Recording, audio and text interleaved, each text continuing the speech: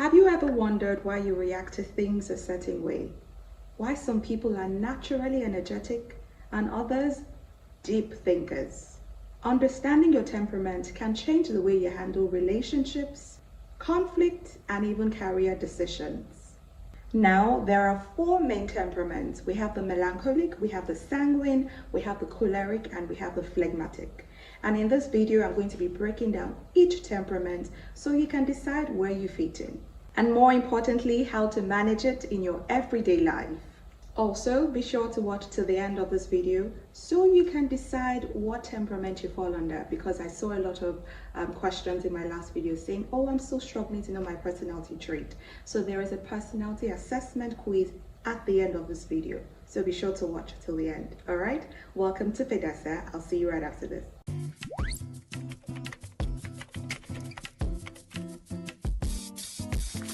Now let's get to understanding the temperaments. We start with the first on our list, the melancholic.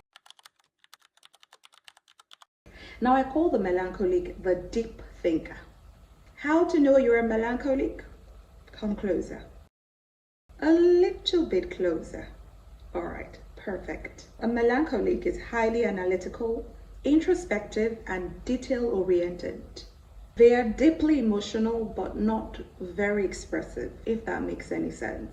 They feel things, but they may not be able to articulate exactly how and what they are feeling. I know, confusing, but it is what it is. It is that complicated, a temperament. All right, moving on. They also have perfectionist tendencies and they overthink a lot. Again, I'm sure you get that. I'm sorry. Whomever needs this apology, I'm sorry. Okay. Pain points of being a melancholic: can struggle with self-doubt and social interactions, and often takes criticism too personally. Now, I've got you covered. If you're a melancholic, here are management tips I have for you. 1 is learn to express your emotions rather than bottling them up. Before you become like an inflated balloon, and the day you now decide to open up, it would be so chaotic. So at every moment, at every right time, learn to express your emotions. All right? 2, practice self-compassion and avoid overanalyzing things. Avoid overanalysis. Avoid it. In relationships, communicate rather than assuming that everybody would understand what's going on with you. Nobody is a witch. Nobody is a wizard. Neither is anybody on earth God. Okay? It's only Him that knows the thoughts of our hearts even before we say them. So communicate. Open your mouth. Wah! And talk. And at work, avoid perfection. Done is better than perfect. Take breaks while at work to avoid burnout from overworking. Melancholy, I get it. Fidesz, I get it. But relax, chill. Moving on to number 2, the sanguine. The sanguine is the social butterfly. I'm sure you know yourselves by now. Dami Lola Bukola TV, aka the social butterfly. Dami is always on the move. All right, so let's cut to the sanguine. So here's how to know you're a sanguine. You're outgoing, I didn't say that. It is what it is. You're outgoing, you're talkative, and you are full of energy. 100. 1000 over 100. Sanguines love being around people and they thrive on excitement. And they struggle with consistency and focus. A sanguine is trying this task right now. In the next 10 minutes, they are hopping onto another one. They've not even finished number 1.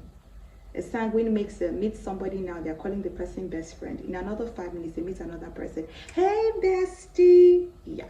That's a sanguine. You can't help but love them. you know. Pain points of being a sanguine: they can be impulsive and very forgetful. And two is they struggle with follow through on commitments.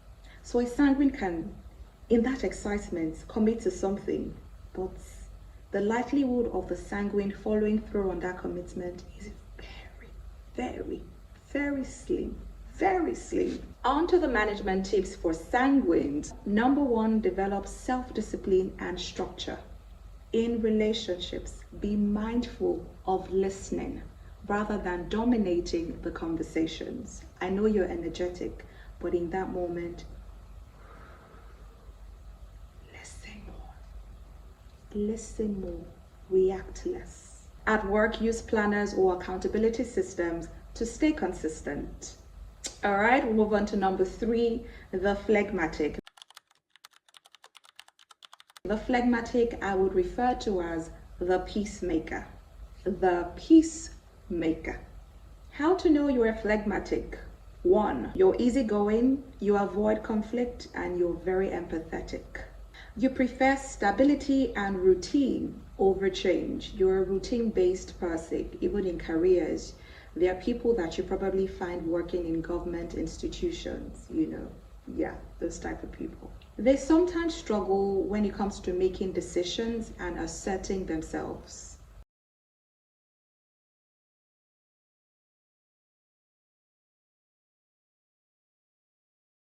Now, pain points of being a phlegmatic: they can be very passive in relationships and struggle with self-advocacy.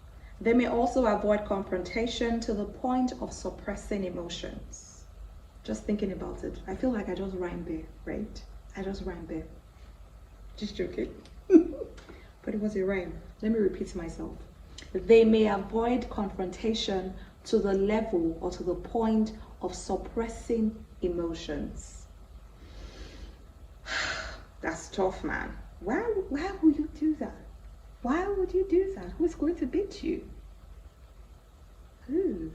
Now, management tips. Learn to set boundaries and speak up when needed. Stop suppressing your emotions. Stop it. In relationships, express needs rather than always accommodating others. You matter too. And at work, challenge yourself to step out of your comfort zone. Challenge yourself to step out of your comfort zone. There's better out there. There's always going to be better. Or better still, start your business. Sure, you're skilled in one or twos. So start your business, all right?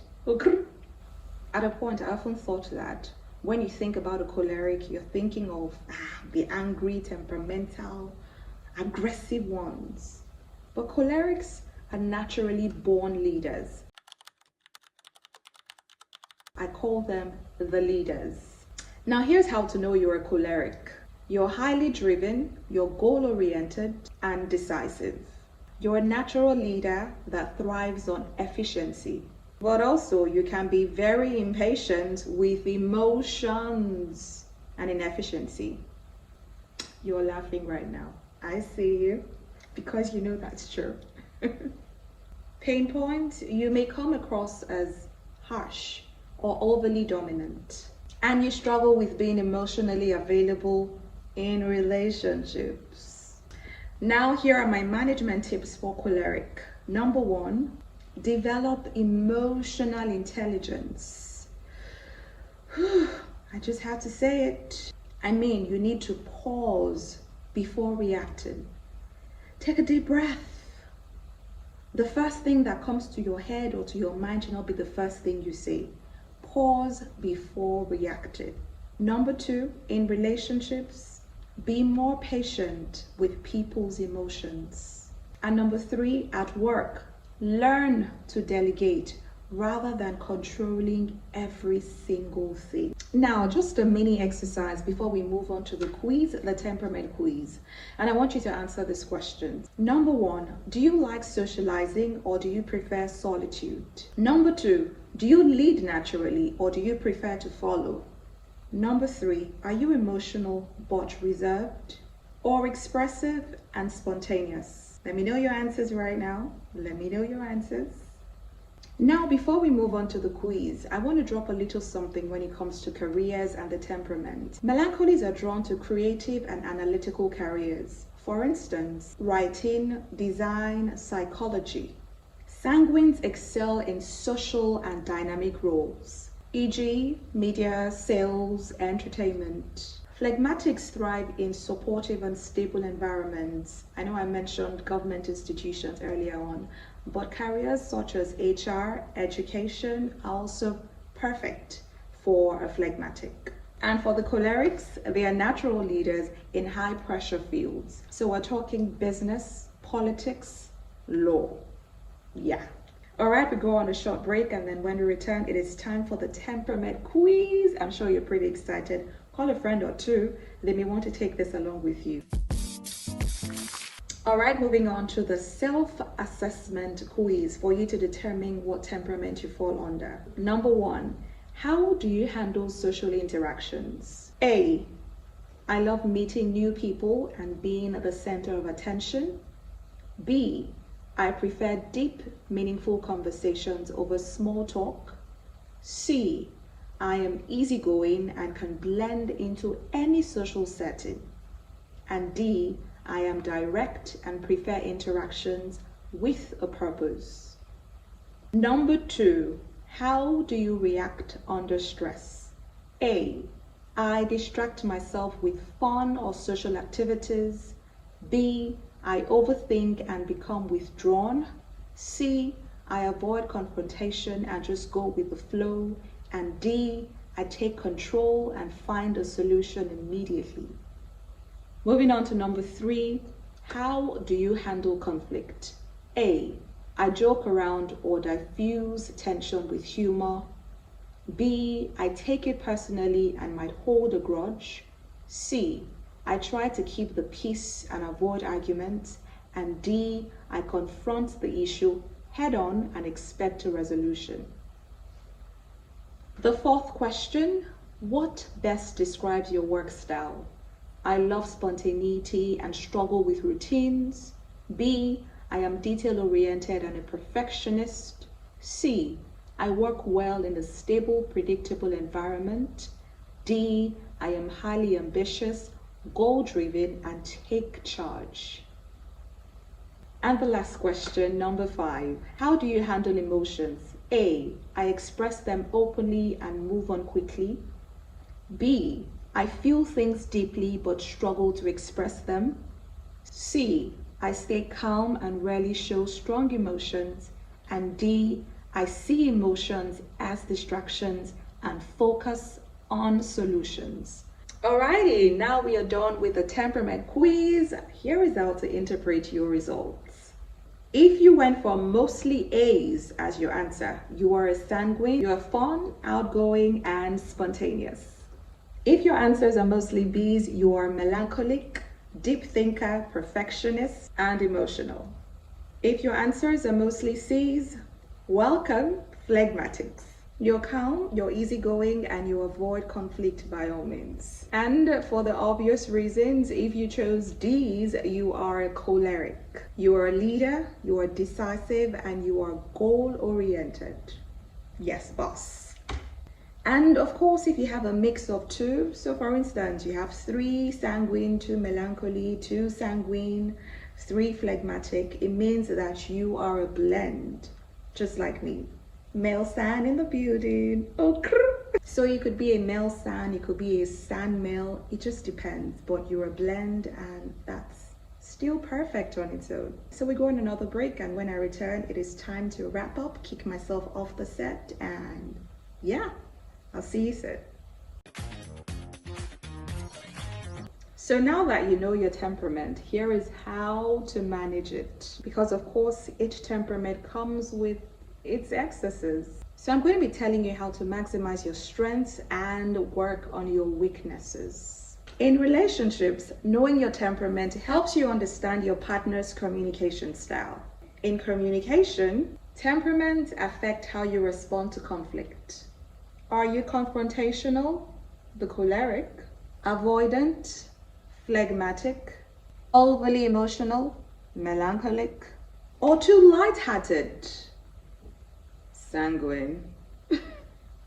Now, if this video has helped you, drop a comment below with your temperament type. And do not forget to like, to subscribe to my channel, to drop a comment or two, to share with family, friends, and frenemies. And of course, turn on post notifications so when I upload my next video, you are the first to be notified. Till I come your way again, live, love, be happy always. You only live once, so make the best use of your life from today till eternity. I remain Fidessa. I love you, sugar loads. It is bye for now. Mwah. Bye-bye.